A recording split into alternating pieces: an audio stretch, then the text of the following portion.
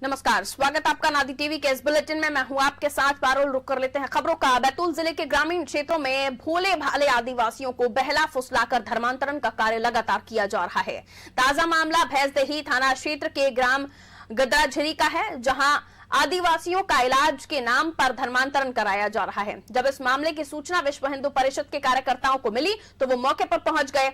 विश्व हिंदू परिषद के प्रखंड अध्यक्ष प्रतीक तिवारी, संयोजक अमन पंडित के मुताबिक गांव में दिनेश और गुणवंत मालेवार के घर में लगभग 150 आदिवासी उपस्थित थे।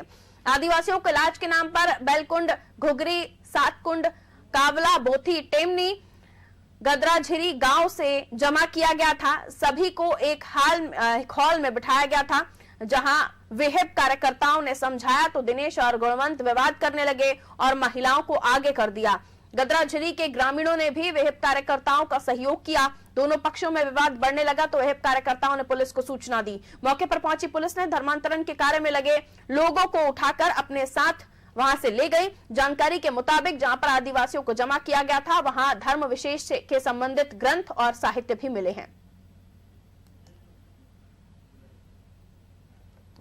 और इस खबर पर हम और भी जानकारी लेंगे, क्योंकि मामला धर्मांतरण का है और इस वक्त लव जिहाद काफी चर्चित टॉपिक है, वो भी धर्मांतरण से ही जुड़ा हुआ है। तो उसी किस तरह से देखा जाए, हमारे साथ ब्रजेश चौकसे जी हमारे ब्यूरो हेड फोन लाइन पर इस वक्त मौजूद है। ब्रजेश जी, यहाँ धर्मांतरण का कार्य किया जा रहा था, जो खासतौर पर आदिवासी समूह के लोग हैं, बहला फुसलाकर धर्म परिवर्तन कराया जा रहा था, लेकिन वो पहुंचे किसी और चीज के लिए। उनको उनके साथ जो धर्मांतरण किया जा रहा था उनकी मर्जी के मुताबिक नहीं हो रहा था, यानी उन्हें पता ही नहीं था ये सब हो रहा है। वह पहुंचते हैं, हंगामा होता है, पुलिस आती है। धर्मांतरण इस वक्त जो इशू चल रहा है उसे लेकर आदिवासियों का भी धर्म परिवर्तन होना कैसे देखते हैं? बिल्कुल पारुल, ये मामला धर्म परिवर्तन का ही है और जो लव जिहाद को लेकर इतना बवाल मच रहा है उसके पीछे धर्मांतरण कानून लाने के पीछे ये धर्मांतरण भी एक वजह है।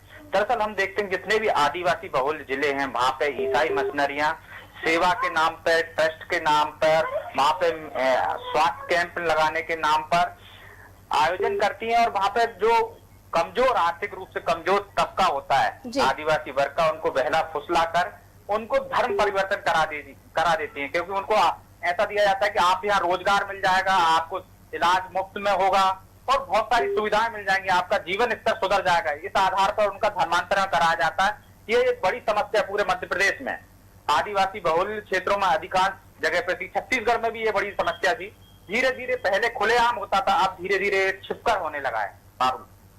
बिल्कुल ब्रजेश जी, आगे इस तरह से मामले अब खुलकर सामने आने लगे हैं और अब इस पर कंप्लेंट्स होना और विश्व हिंदू परिषद खुद पहुंचकर वहां पर इस मामले में लोगों से चर्चा करता है तो उन्हें पता चलता है कि ये स्वास्थ्य संबंधी परेशानियों को लेकर आए थे, इन्हें धर्म परिवर्तन के लिए रोका गया है, यानी उन्हें पता ही नहीं उनके साथ क्या हो रहा है।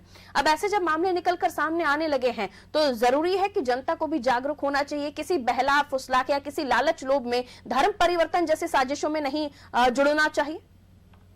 निश्चित तौर पर जनता को जागरूक होना चाहिए और जनता जागरूक है, लेकिन ये वो तबका है, आदिवासी तबका है जो कम पढ़ा लिखा है और जिसका जीवन स्तर बिल्कुल निम्न स्तर पर मजदूरी करता है।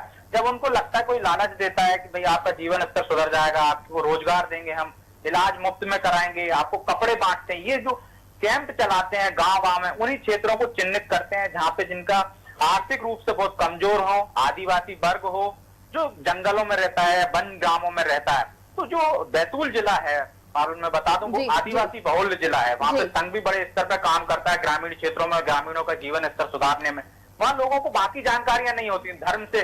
आदिवासी वर्ग को इससे कोई लेना देना नहीं रहता है। उसको निचला जो तबका रहता है वो अपना जीवन स्तर सुधारना चाहता है। उसको ये लगता है कि मेरे बच्चों का इलाज हो जाए, मेरे बच्चों की पढ़ाई हो जाए, उन्हें रोजगार मिल जाए। तो इस तरह से ये बहला फुसला कर लेते हैं। अच्छा, एक चीज और जो मैं चाहूंगी कि हमारे दर्शकों को पता चलना चाहिए, हालांकि इस बारे में मैंने नहीं सुना है, इसलिए मैं चाहूंगी कि आप इस पर विस्तार से जानकारी दें कि हम जब लव जिहाद के बारे में बात कर रहे थे या धर्म स्वतंत्र कानून जिसके बारे में हम चर्चा कर रहे थे अभी तक, उसमें ये कहीं मेंशन नहीं है कि इस तरह से अगर धर्म परिवर्तन कराया जाता है तो ये वैलिड होगा या नहीं होगा।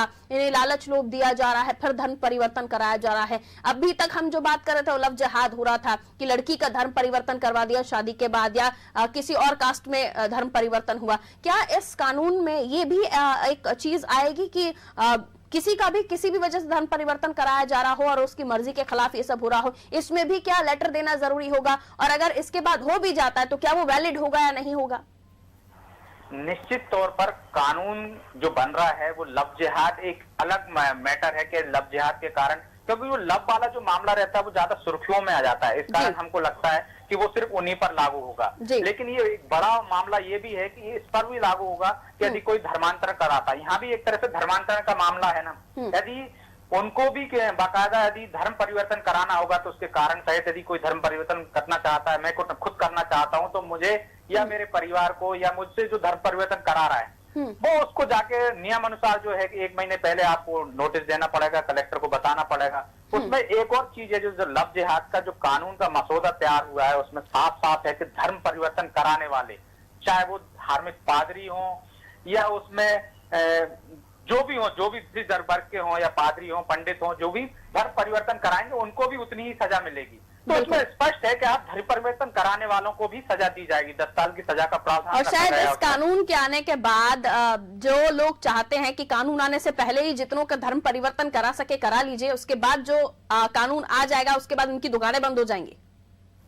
बिल्कुल, ये एक निश्चित तौर पर इसके पीछे यही रीजन होगा कि आप धर्म परिवर्तन को लेकर अगले कुछ महीनों में या अगले साल तक ये कानून बन जाएगा और मूर्त रूप ले लेगा। इसके बाद उनकी ये परिस्थितियां विपरीत हो जाएंगी। यदि वो धर्म परिवर्तन कराएंगे तो उनको 10 साल की जेल होगी और गैर जमानती अपराध होगा। इस कारण कोशिश कर रहे हैं कि ज्यादा से ज्यादा अभी धर्म परिवर्तन करा लिया जाए, जिससे उस कानून के दायरे से बच सकें। बिल्कुल ब्रजेश जी, बहुत शुक्रिया जानकारी देने के लिए। तो देखिए, कई वजह हैं। यहाँ जो खबर निकलकर सामने आई है भैंसदेही बैतूल से, आदिवासी बाहुल्य क्षेत्र है। आदिवासियों का धर्म परिवर्तन कराने के लिए यहाँ पर लोगों को इकट्ठा किया गया था, साजिशन। इन्हें पता भी नहीं था कि इन्हें धर्म परिवर्तन के लिए लाया गया है। कई बार लालच भी देकर इन्हें बहला फुसला लिया जाता है और उसके बाद इस तरह के मामले निकलकर सामने आते। देखिए कितनी ज्यादा तादाद में लोग यहाँ इकट्ठा हुए हैं और इनका धर्म परिवर्तन होना था, इसलिए यहाँ इकट्ठा हुए थे।